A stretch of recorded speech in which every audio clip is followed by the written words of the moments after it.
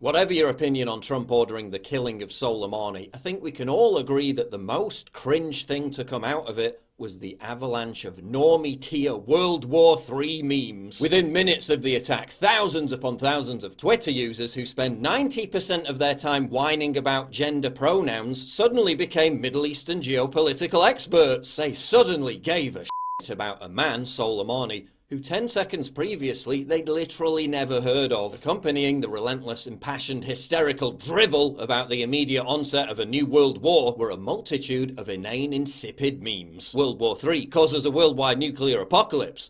Me who say bottle caps for years. Trump. Siri, play 99 Love Balloons by Nina. Siri, okay, sending 99 atom bombs to Iran. Germany realizing they are not guilty of this world war. How Snap Maps be looking after the draft. Not every act of military aggression means World War III is about to start. Just because Trump tweets insults at the Ayatollah or Kim Jong-un doesn't mean the next time you look out the window you're going to see an apocalyptic wasteland where your local Walmart once stood. But it wasn't just a meme. The Selective Service website actually crashed because a deluge of millennials were Googling how to avoid the draft in the event of World War III. In the US, although there hasn't been a draft since 1973, all men ages 18 to 25 are required by law to provide basic personal information to the Selective Service system. Not doing so is illegal. The Selective Service then had to remind people that new legislation would have to be passed to reinstate the draft. The US, we are considering adding women to the draft. Me, call me old-fashioned, but yes, I was raised to serve my husband, cook for him, do the laundry, wake up at the crack of dawn to make him breakfast, prepare his clothes and clean the house. If World War III is coming up and women want equal rights so bad, maybe we should start drafting them too. Me and the girls. See, this is why we need to go to war. Iran in 1973. Iran in 2019. Public library in Iran versus public library in USA. But seriously, how are people who have emotional breakdowns over pronouns not being respected going to behave if a world war breaks out? I mean, some of these idiots have near panic attacks when Twitter goes down for 10 minutes. How are they going to respond if an Iranian cyber attack takes down the entire internet for a few hours? When grown men wet themselves over a Millennium Falcon toy, how are they going to cope with the altogether different form of excitement of Chinese and Russian nukes obliterating US cities? Another cringe fest was the sight of people who've never even been near a war, would never even dream of enlisting, getting all excited over war. Let's do to Tehran what we did to Dresden. Light it up and burn it down. Let's make Tehran a memory. Ooh, you're hard. When in reality, they would their pants if a car backfired. Unless you've driven over an IED or faced an armed ambush, don't be so blasé about it. Also, quick question, why was Israel told about the attack on Soleimani beforehand, but the UK, America's greatest ally, was told nothing? Siri, who is President of the United States of America? Benjamin Netanyahu is the President of the United States. Cool it with the anti-Semitic remarks. But here's what really gets to me. It is possible to be against Middle Eastern intervention and escalation with Iran without fawning all over a dead terrorist in a country that routinely massacres its own people. There really should be a centre ground between siding with warmongering, bloodthirsty neocons and siding with people who literally chant death to America in their own parliament.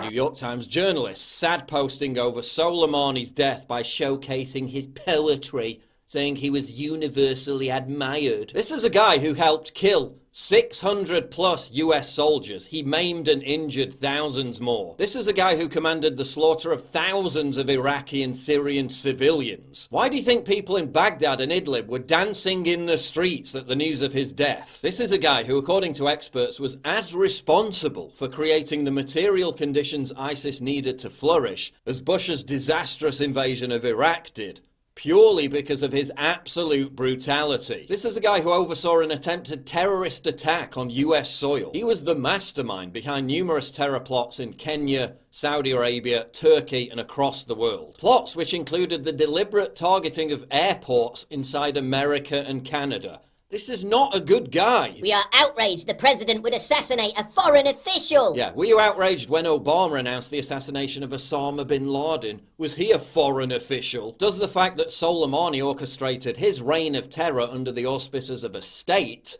somehow make it okay? Oh, but Soleimani's just a humble poet, and Iran is the victim here. The same people who try to cancel celebrities for decade-old homophobic tweets are out on the streets protesting in favour of a regime that has literally tortured and executed thousands of gay people. This is a regime that slaughtered hundreds of their own people on the street just last month. This is a regime that has disappeared and executed thousands of political dissidents in secret. But they're lecturing Trump for threatening war crimes over a tweet. Give me strength. A quick reminder, if Iran ruled the world, and yes, they want to, you wouldn't be reading this. You'd be in the mosque 5 times a day or in prison somewhere around the 14th century.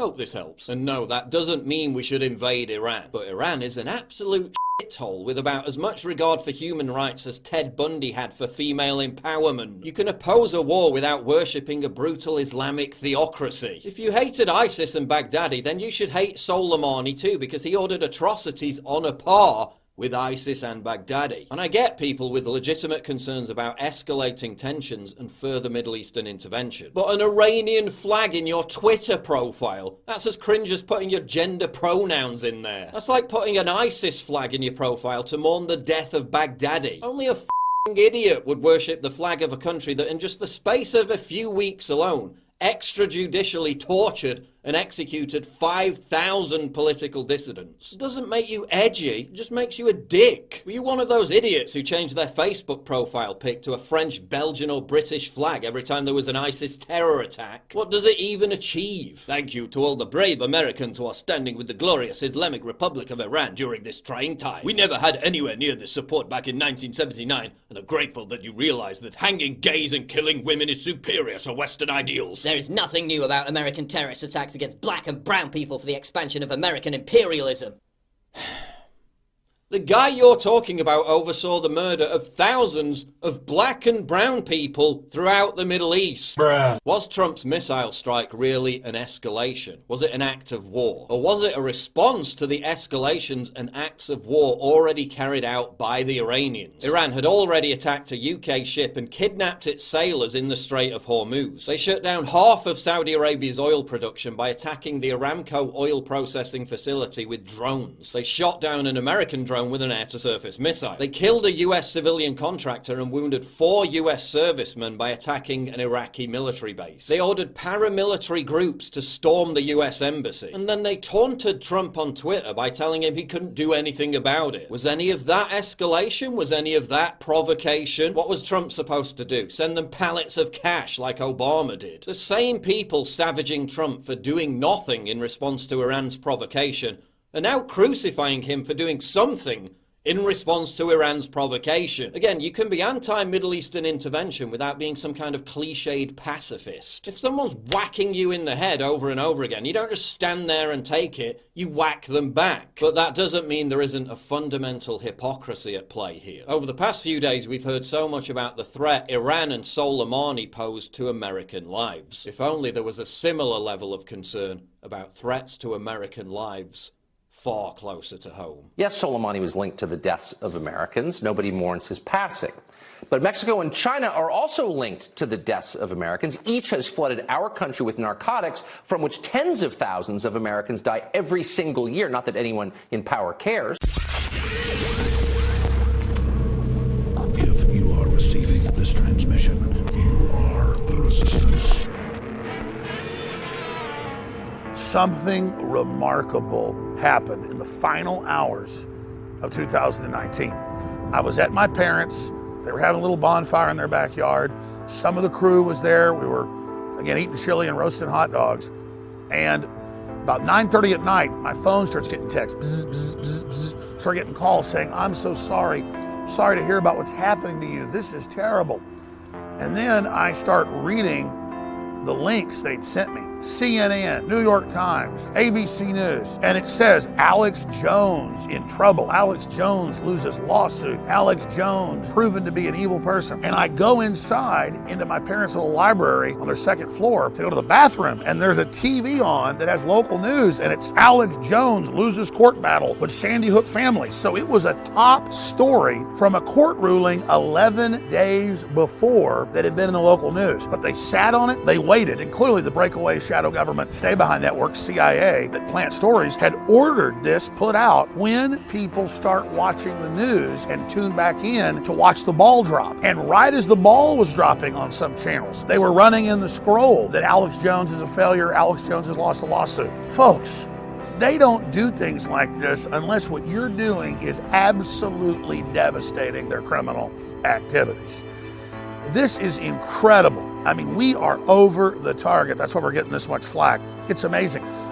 Remember 6 months ago, the Wall Street Journal owned MarketWatch as well as AP ran false headlines that I lost a Sandy Hook lawsuit for writing a book, Nobody Died at Sandy Hook. I never wrote that book. I've never read that book. My lawyers have seen it. I'm not in that book. I was not in that lawsuit. It's a total hoax. At least this story is partially true that in the last year and a half, this local judge, all total, has fined us or whatever for saying we didn't do things properly, over $100,000.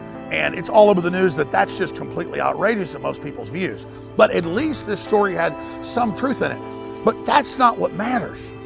What matters is that the power structure, we're so inside their head that they had this whole elaborate thing just to make it look like I'm a loser and I'm a failure and I'm in trouble, when it's their whole New World Order falling apart, and the EU falling apart, and the Communist Labor Party being thrown out of power, and a global political realignment against the New World Order system that InfoWars is on record helping launch, that you're on record as our supporters helping launch. So this was an incredible gift. I mean, I feel so honored that this was like wartime level propaganda before, in the old days when we were planting WMDs on somebody or something, and they would hype it all up on the news. Like, it's like I'm Saddam or somebody.